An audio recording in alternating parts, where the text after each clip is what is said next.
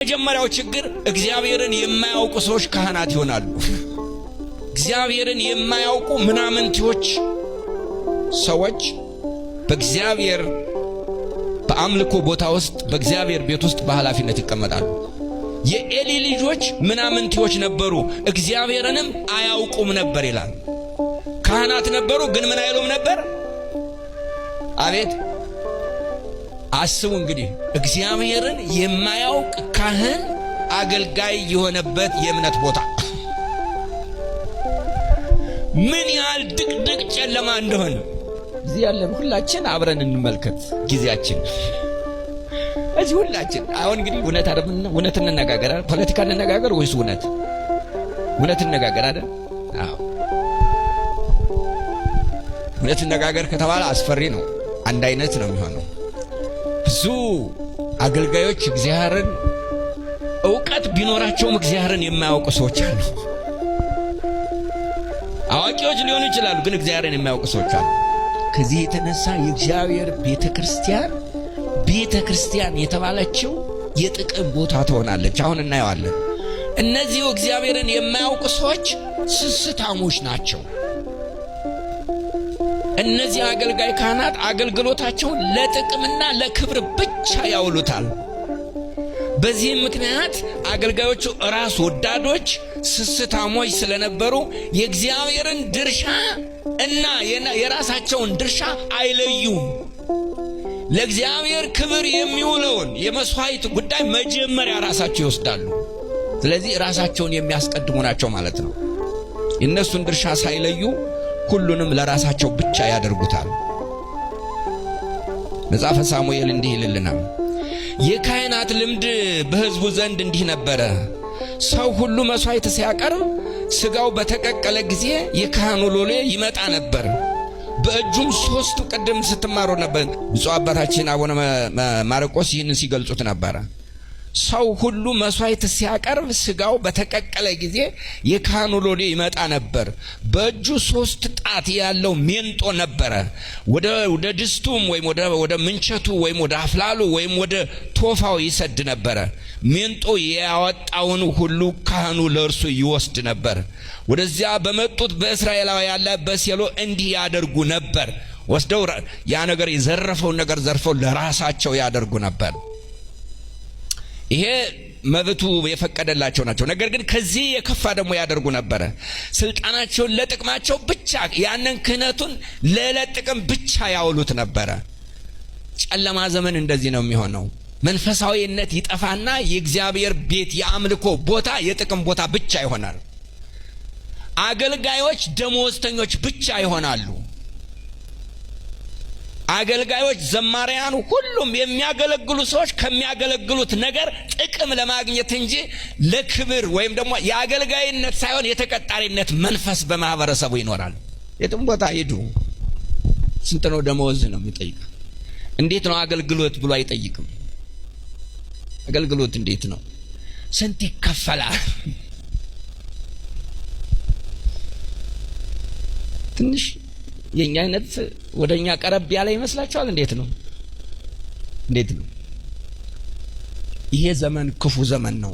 እንዲህ አይነት ዘመን ደግሞም ስቡን ሳያቃጥሉ የካህኑ ሎሌ መጥቶ የሚሰዋውን ሰው ጥሬውን እንጂ የተቀቀለውን ስጋ ካንተ አይወስድምና እጠብስለት ዘንድ ለካህኑ ስጋ ስጠኝ ይለው ነበር። ሰውየውም አስቀድሞ ስቡን ያቃጥሉት ኋላም ሰውነትህ ደስ የሚያሰኛትን ትወስዳለህ ቢለው እርሱ አይሆንም፣ ነገር ግን አሁን ስጠኝ፣ እምቢ ብትል በግድ ወስደዋለሁ ይል ነበር። የእግዚአብሔርን ድርሻ ተሳይል በግድ ቀምቶ ይወስድ ነበር። መንፈሳዊ ይሄ የንጋት ጨለማ ውስጥ ወደ ንጋት የሚሄድ የጨለማ ነገር እንደዚህ ነው። መንፈሳዊነት ይጠፋል። የሥነ ምግባር ችግር ይኖራል። ራሳቸው ኃጢአተኞች ስለሆኑ ህዝቡን ኃጢአተኝነት አለማመዱት ይላል መጽሐፉ። ምን ይላል መሰላችሁ? እርሱም አላቸው ስለ ክፉ ነገራችሁ ከዚህ ህዝብ ሁሉ ሰምቻለሁና ስለምን እንዲህ ያለ ነገር ታደርጋላችሁ? ልጆች ሆይ የእግዚአብሔርን ህዝብ ኃጢአተኛ በማድረጋችሁ ስለናንተ የደረሰኝ ወሬ መልካም አይደለም። የእግዚአብሔርን ህዝብ ምን አድርገውታል ማለት ነው? ኃጢአተኛ አድርገውታል። የኃጢአት ልምምድ ነው የሚያስተምሩት ማለት ነው። ይሄ የንጋት ጨለማ የሚሆነው ነገር በእንደዚህ አይነት ነገር ሰራም የዘመኑ አስቸጋሪነት የምንረዳው የእግዚአብሔር ዝምታ ከዚህ ላይ በእንደዚህ አይነት ዘመን እግዚአብሔር ዝም ይላል አይነገርም ራእይም በዚያ ዘመን የእግዚአብሔር ቃል ብርቅ ነበር ራእይም አልነበረም ይላል እግዚአብሔር ዝም ይላል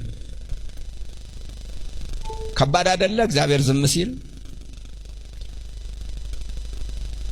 ምናልባት ዛሬ እግዚአብሔር እየተናገረ እንደሆነ እግዚአብሔር በእውነት ቃሉን ይናገረን እኛ ከስጋ የሆነ እንዳንናገር እግዚአብሔር ይርዳን ሌላውን ለመጉዳት ወይም ሌላውን ለመንካት አያርገን እግዚአብሔር ሁላችንም ልባችንና አይምሮአችን የሚለውጥ እውነተኛ የእግዚአብሔር የሱ ሐሳብ የሆነ ነገር ይሁንልን እዚህ የምንሰማው እሱ ብቻ የሚናገረው ይሁንልን እናም ልባችን የሚመለስ በሰው እንዳንፈርድ እኛም ላይ እንዳይፈረድ እግዚአብሔር ከፍርድ ያድነን በእውነት እንዲህ አይነት ዘመን ከባድ ነው ወገኖች ራሳችን እንኳን እንድንጠራጠር ያደርገናል እስቲ ወደ ዘመናችን እንመለስ ስንቶቻችንን ከጥላቻ ነፃ የሆነው በአሁኑ ሰዓት ስንቶቻችንን በሚደረገው ነገር ያልተናደርን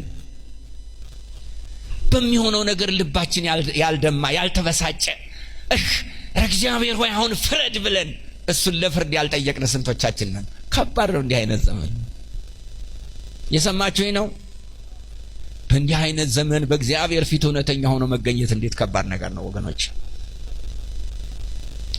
የእግዚአብሔር ደግሞ በዚህ ጊዜ እግዚአብሔር ዝም ሲል መልስ ያልሰጠ ሲመስል ከባድ ነው ዛሬ ሌሊት ነው የመጣው ሌሊት እንለዋለን የመጣሁበትን ሰዓት ትንሽ ሊነጋ ትንሽ ሲቀረው ማለት ነው ግን ሊነጋ ትንሽ ሲቀረው ነው የመጣሁት ከዚያ በፊት ከ4 ሰዓት በፊት ማህሌት ቆመው ነበር ካህናት እኔ ስመጣ ከእንቅልፋቸው የነቁ ነው እንጂ የሚመስሉት ሌሊቱን ሙሉ የሚቆሙ አይመስሉም ነበር በቃ እንደዚህ ይሽከረከሩ ነበር ፈገግታቸው ሲዘምሩ በእግዚአብሔር ፊት ሲሉ እርግጠኛ ነኝ መላእክት የታያቸው ነው እንጂ የሚመስል በሰው ነገር የሚዘምሩ አይመስልም ነበር ታዲያ ይሄ ሁሉ እየታየ ለምንድን ነው እግዚአብሔር የማይሰማው